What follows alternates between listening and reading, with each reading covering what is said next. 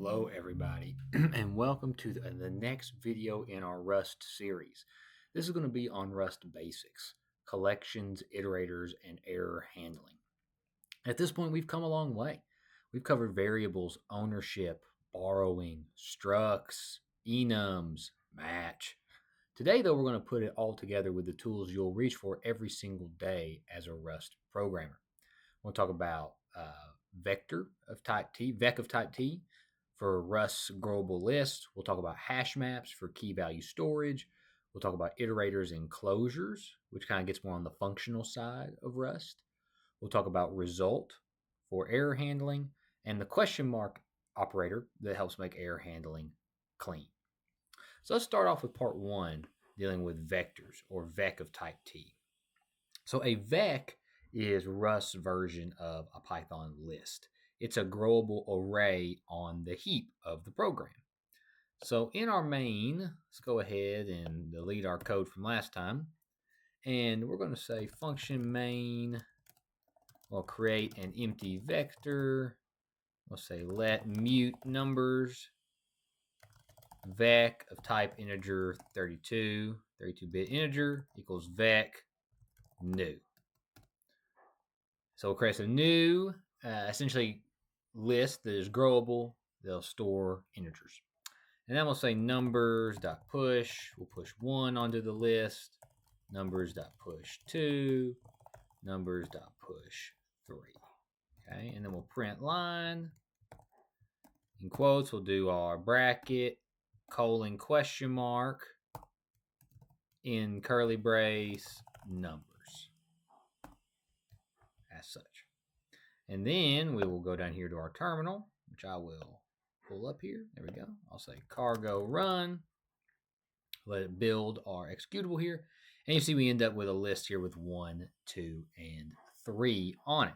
Now, a few things to notice here. Of course, vec I32 means a vector of 32-bit integers. So the I32 is our type parameter. Vec colon colon new creates an empty vector. The push method adds or appends to the end of the vector. And in the print line function, that colon question mark is the debug print format. You use it for collections or structs or really anything that doesn't have a pretty display by default. Okay. Now also, let's say you wanted to create a vec. We could create a vector with a macro. So check this out. We could do this even quicker. We could say let numbers equals vec exclamation mark 1, 2, 3, 4, 5. As such, okay. Let's run it. And you see we end up getting a list down here as well. So there's a couple ways you could do it. You could use the vec macro. You'll probably use that most of the time. It's much cleaner than like manually pushing things. Let's say we have ourselves this vector here. And let's start talking about accessing and modifying vectors. So we could access by index. So I could say let third equals numbers at index position 2. I could print line. I could say third element. Boom. And say third. I could do safer access with get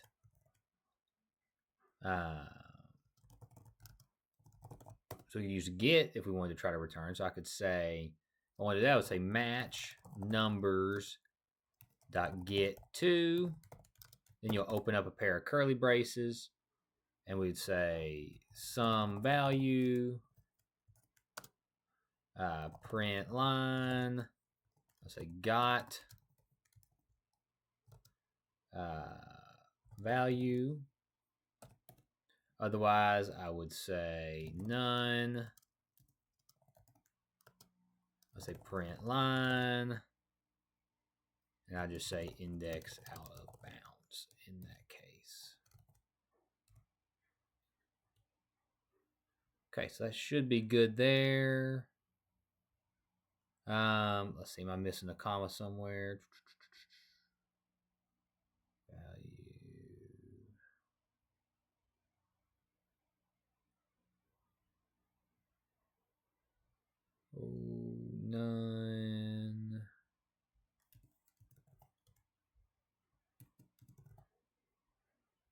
Let's see. Oh, I see my problem. Yeah, I had two equal signs there. I wasn't doing the fat arrow appropriately. Oh, so try to do that, and then I could also modify. So I could say numbers at 0 equals 99. I could say print line. I could say open up our squiggly brackets there. I could do something like that. And then I could also check out the length as such. And then say print line. I could say length. Do our little curly braces there. Say numbers dot len as such. Okay. This is grabbing at me because we need to make this mutable up here. So let's do let mute numbers. Okay, and then I'll delete that line there from last time. And there should be our script right there. I'll move this down. There it is. So I'm going to go in here. I'm going to say cargo run. You see we end up getting here. We can compare. You see we have third element is 3. So doing it that way or using our get method, we got 3 both ways. Then you see the modified one now has 99 in index position 0. And of course, there are 5 items in the vector. Pretty cool. Okay. So main thing to just remember from this is there are 2 ways you can access a vector. You can use direct indexing with the bracket, as we did here on line 6. Now, this crashes our program if our index is out of bound. Buyer beware. Alternatively, starting on line 10, you could use the get method, which returns an option ampersand t. Okay. Now, that's important because we essentially have a way to avoid crashing the program. Now, remember, when we're talking about this, when I say it returns an option ampersand t, it returns a borrowed reference for a type. Or, in this case, it could be not there. It could be a none. Now, think about how option keeps showing up. Rust uses it everywhere something might fail. If you remember nothing else from this video, I would say remember this. When in doubt, use the get method and handle the none. Your future self will definitely thank you. Now, let's talk about iterating over a vector. This is where things may start getting a little more interesting for you. If you're kind of sitting there like, man, yawn, right? What's going on here? Let's say let numbers equals vec. Let's create a little vector here. Cool. And I say for in, take a reference there to the numbers. We'll say print line. We'll do our curly braces if I can find them. There they are. Say in. And then I can say print line. Vector still alive. As such. Okay. And now let's say cargo run on this one. You see we print out each one in the vector on its own line. And then, of course, you see we still have the vector alive there at the end. So notice the ampersand numbers. We're iterating over a reference to the vector. If you write for in numbers without the ampersand, the loop takes ownership of the vector and you can't use it afterwards. So notice a minute ago I said we were borrowing. This is the ownership idea in Rust rearing its head yet again. And so really you have 3 flavors of iterators when we're talking about in Rust here. You have for in ampersand numbers, which is going to be borrow each item, which is the most common way in Rust. You have for in ampersand mute numbers, which allows you to borrow each item mutably, which means to modify. Or you have for in numbers, which will take ownership, which means consumes the vector. So there's your 3 kind of flavors of what you can do there. Okay. Now here's what we're going to do next is iterators and closures. Here's where Rust borrows the best ideas from functional programming. Okay. Let me zoom in here a little bit. Oh, that's a little too much. There we go. Okay. So I can say let numbers equals vec 1, 2, 3, 4, 5. let's say I want to double every number. Let's say. I say, okay, let doubled vec of type integer 32 equals numbers dot iter. Okay, I'll say dot map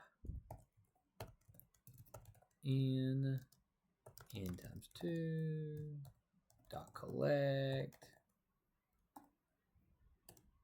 and then I can say print line.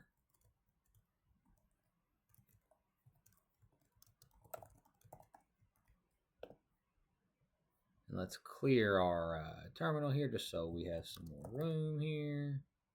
Okay, so you notice up here we have numbers 1, 2, 3, 4, 5. So can I get that? Oh, well. There we go. I wonder if I can put this on one line so it'll quit trying to put that in our face here. There we go. Let's rerun that. Okay. So notice here we have our vectors 1, 2, 3, 4, 5. So you notice we go 2, 4, 6, 8, 10. So we were able to take that vector there and double every item in it.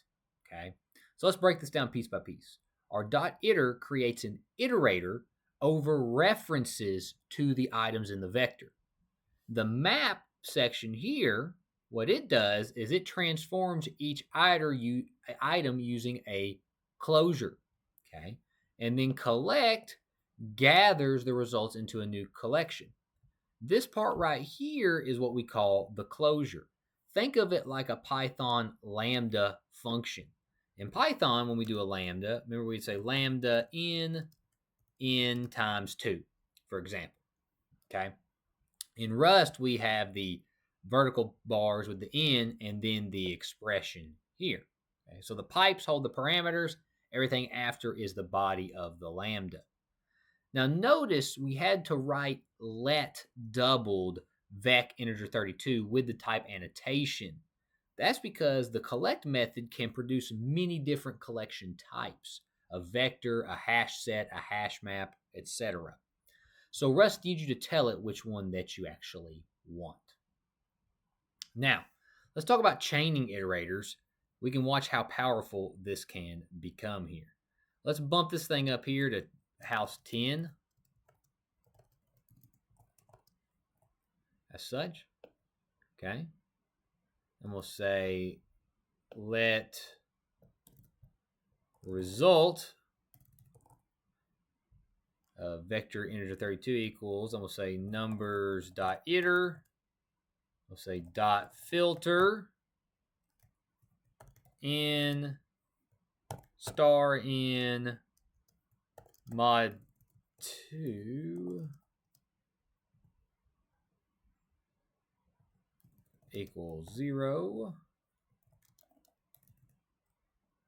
dot map n times n. That should be correct. Yep, I don't see any red lines.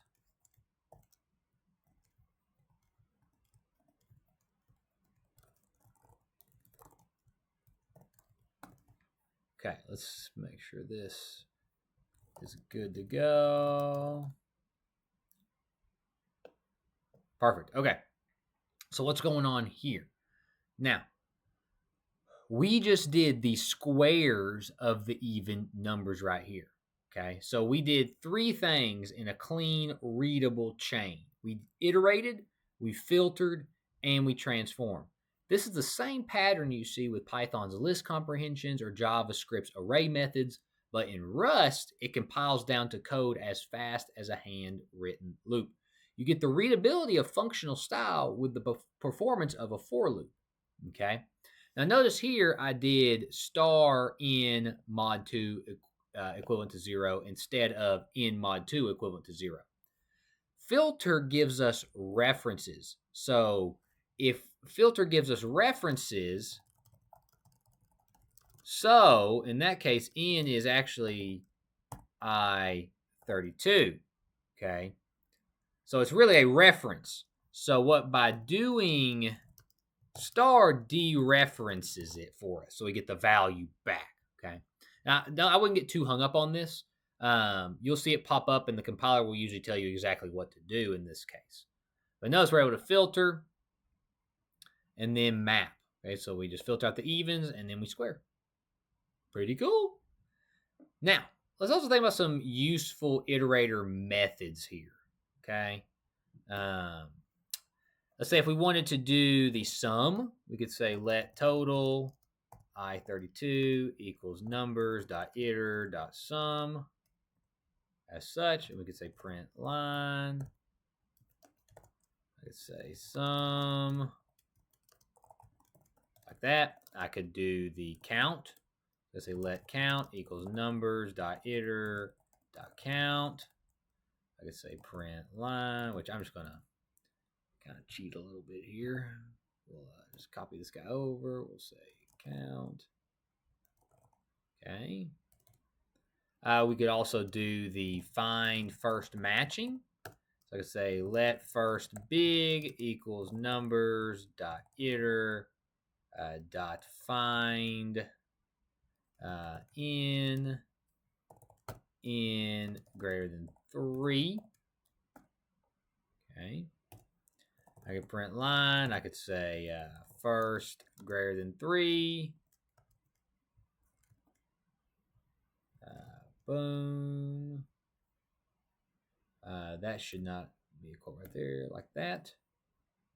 I could say first big. I could do check if any match. So I could say let has even equals numbers dot iter dot any, say in mod 2 equal to 0. And then I can just kind of grab this line right here. I could say has even. There's that. And then I could also check if all match. So I could say let all positive equals numbers dot iter dot all in greater than 0. Print that out. I could say all positive.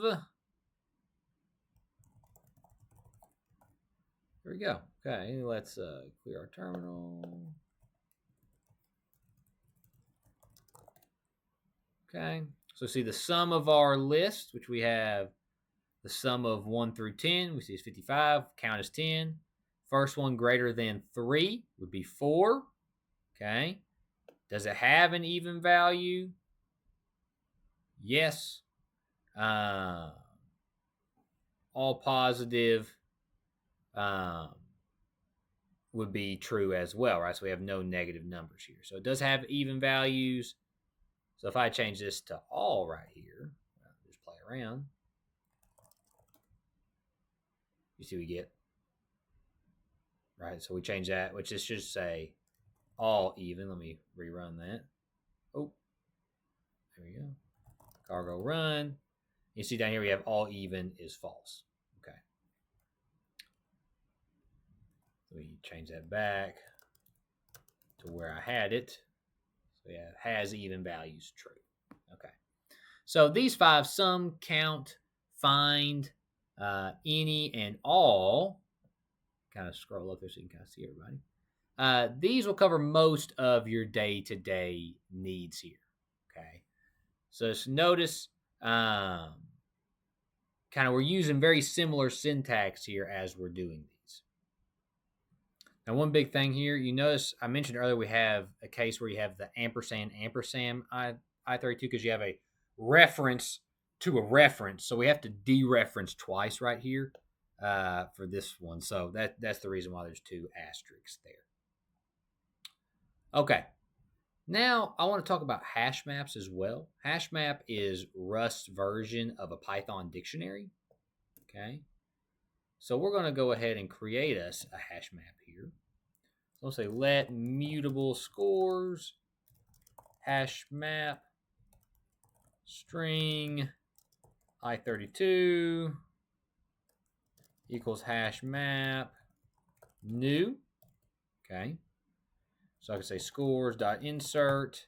Now notice we need a string and an integer. So we'll say string from Alice. And say Alice made 95. Say string from Bob. We'll say Bob made it 87.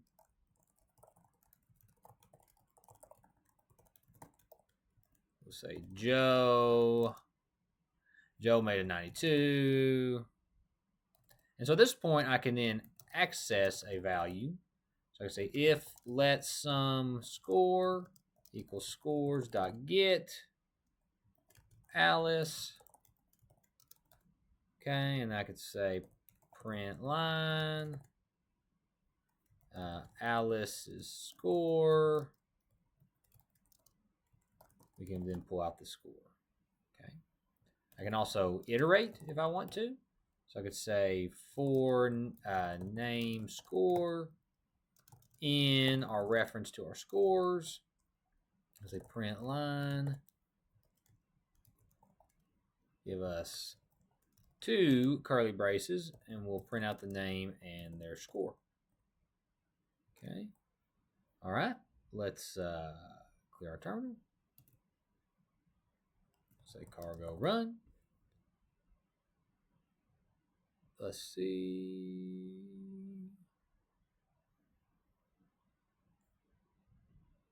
Oh, I need to import in HashMap. Haha. All right, let's do that. Use standard collections HashMap. That should fix that. Okay. Let's act like that didn't happen. And we'll retry it again. Perfect. So you see here we get Alice's score 95, then Bob, Alice, and Joe. Okay. So pretty awesome that we're able to build us a little collection and then loop through it. Okay. Now, what we can see here is we ended up using this use standard collections hash map. Okay. So it isn't the hash maps aren't in the default scope, so we have to bring it in. A hash map in the bracket string comma I32 means there's 2 type parameters. There's a key type and a value type. Then our get returns an option for us here. Notice we have, once again, it's that same pattern, right, of reference to type T. Now, what is, when we see in here, you notice I say this if let. If let, what in the world is that? Well, if let sum score equals scores.get, that line is new. That's a shortcut for a match when you only care about one variant. Okay. So before, when we had like the sum score, we had the fat arrow and then none. This is essentially a shortcut to that. So you'd use if let only when you care about the sum case, not the none case. Use match when you need to handle both of those. Now, we've talked about the option for, the use of the option keyword there for this might be missing. Now, there's also a cousin of option called result for this might actually fail. Okay. So when you use result, you really have 2 variants. You have OK, which means the code ran successfully, or error, which means there was a failure. So it's error catching, essentially. So let's go up here. Let's give us a function divide. Say we have A, which is a 64-bit float, and B, which of course is the same thing. And it gives us a result of F64 string. Okay, and then in our function, I'll say if B is equivalent to 0.0, we'll say error string from cannot divide by 0. Okay. Else, we'll say okay, A divided by B, as such. And then we go down to our main function, We can say, okay, match, divide, 10.0, 2.0, say, okay, result is a print line, say result, curly brace, we'll pass in the result, we'll then say error, message, say print line, say error, curly brace, message, as such. Otherwise, we could end up, I will copy this to save us a little bit of time. Best, what they say, good artists lie, best artists steal, or something like that. Then we could divide by 0. We see what happens there. And now, let's run it. You see the code doesn't break. We get a result of 5 from the first one, right? 10 by 2 is 5. And then 10 by 0, you see we end up hitting the error branch, where we say, hey, error, you cannot divide by 0. So, notice what Rust is doing here. Functions that can fail return result. The caller is forced to handle both cases. You can't accidentally use a failed result as if it succeeded. The type system actually won't let you. In Python, you might forget a try and except and crash.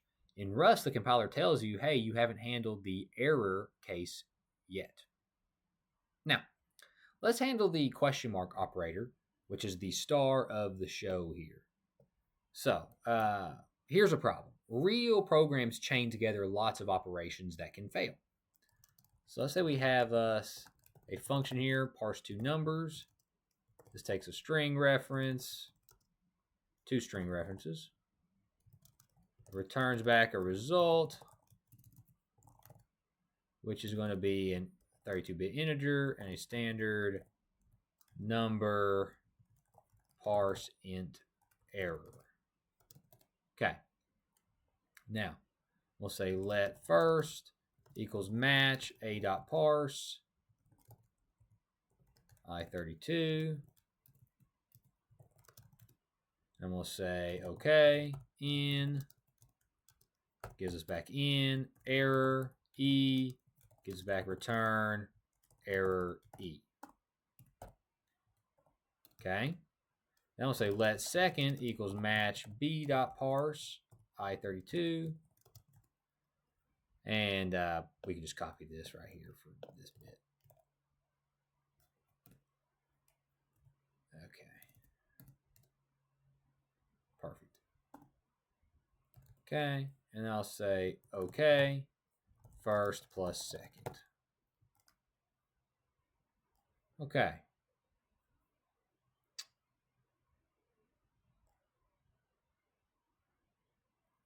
There's that. Need the 2 colons right there. I think we should be good there, yeah.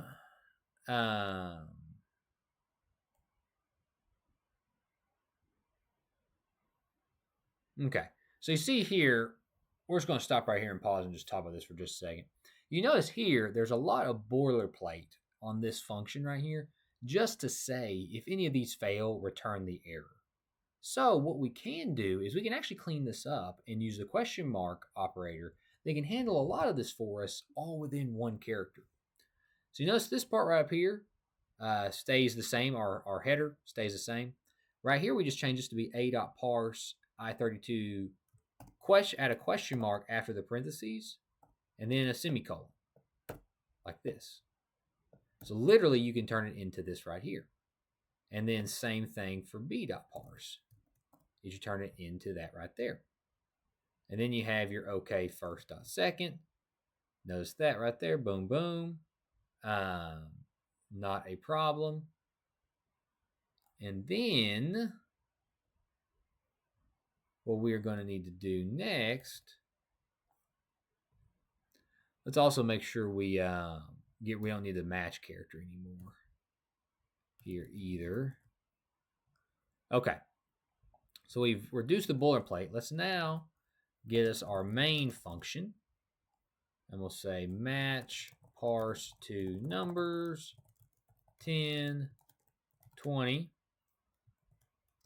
We'll step into this. I'll say, okay, sum, print line. I'll say sum. I'll say sum error E. Print line. We'll say parse error. We'll do our curly braces there, and we'll say E. There's that. This should be a comma. Okay. And then let's redo this same block here. Let's change this to be 10 and then ABC. Like that. Okay. So there's our code right here. And let's run this. You see here, the first one, we got the sum because we were able to parse out these were two numbers. 20 plus 10 is 30. Otherwise here, we found we had an error with our parsing error. And you see we had an invalid digit found in our string. Okay. So if the key moment here is if the result is okay, unwrap the value and keep going. If it's an error, return that error from the function immediately. Okay. That's where we can return back a integer 32 or a parsing integer error up here. That's it. Basically, it's syntactic sugar that turns 5 lines of matching into one character. Now, 2 rules for using question mark. 1, it only works in functions that return result or option. And the error type has to match or be convertible to the function's error type. Once you get used to question mark, you'll wonder how you ever lived without it. Okay. So to put it all together, let's combine everything that we learned today.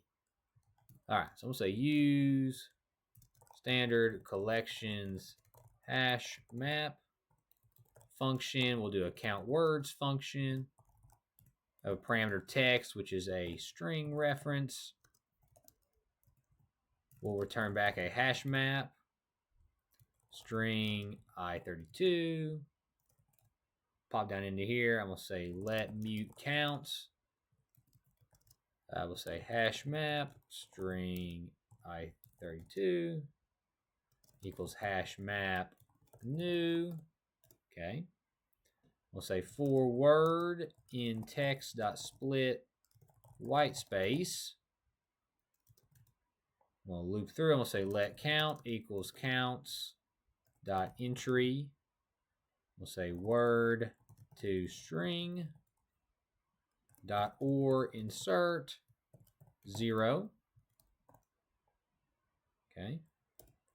And then we'll dereference that. We'll say our count is going to be, we'll increment our count by 1.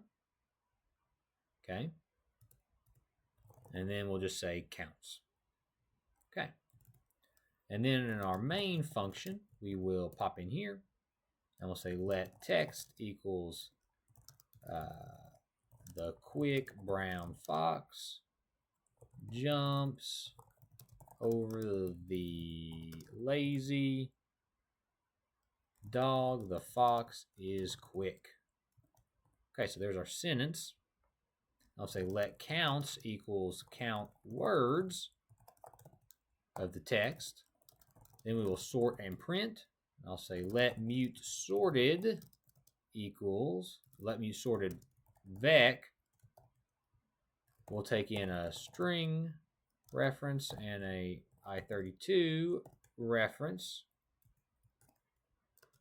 equals our counts dot iter dot collect. And then we'll say sorted dot sort by. We'll take in 2 parameters here, a and b. We'll say b dot 1 dot cmp, a dot 1. Okay. And then I will say for word count in sorted print line. I'll say boom word count. Boom. Okay. Let's now clear our terminal and let's run this thing. Okay.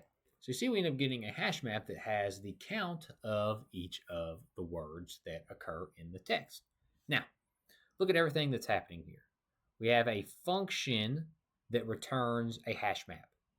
We have the dot entry and dot or insert. This is a common pattern you'll see here where we're saying get the value for this key or insert 0 if it doesn't exist. We dereference with the star there to modify the value to increment our count. We then are essentially taking this, so we have our counts, we're collecting into our counts into a vector in order to sort them.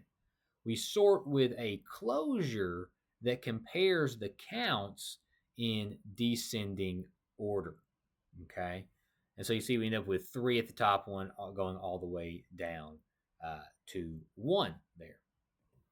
Now, one other thing to note here, we're comparing. Remember, this is a string and then a count. So by comparing the item in position 1, we're comparing the counts. Notice, though, our parameters are A and then B. But then we are doing B compared to A.